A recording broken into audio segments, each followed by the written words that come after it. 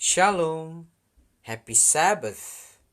Our Grow devotional on this Sabbath day is still going to talk about Telecommunication series part 6 entitled The First Morse Code Message Sent.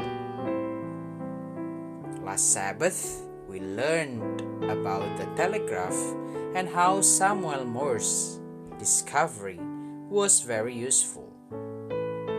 Today, I want to start this reflection with a question. Have we ever heard of Morse code? If we have ever heard, Samuel Morse created Morse code by relying on dots and electric lines to make the alphabet. In Morse code, SOS, it starts with 3 short bits or dots for S and is followed by 3 longer lines for O, followed by 3 short dots for another S. These points and knock lines are tapped by the sender of the telegraph, transmitted electrically along the telegraph wire, and captured by the receiver with his headphones. Then, do you know what was the first message in the world sent by Morse?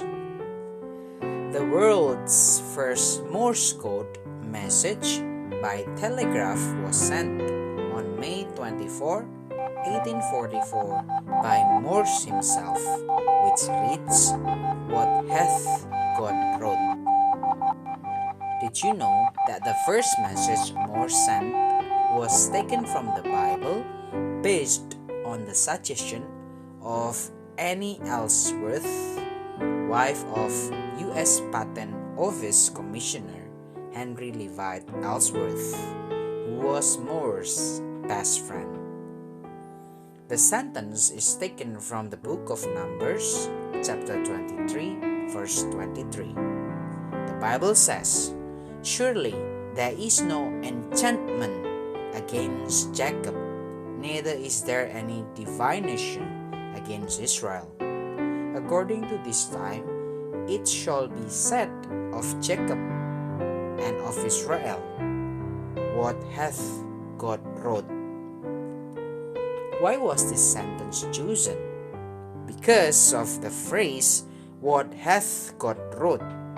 is an expression of gratitude for everything God has done in their lives so that they can make a useful telegraph for many people.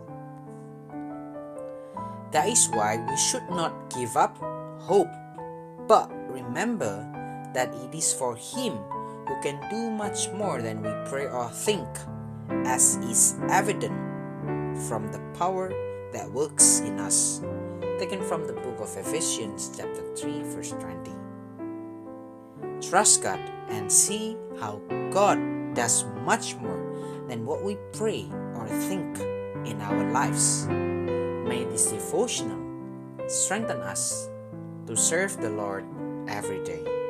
Happy Sabbath, and Jesus bless all of us. Amen.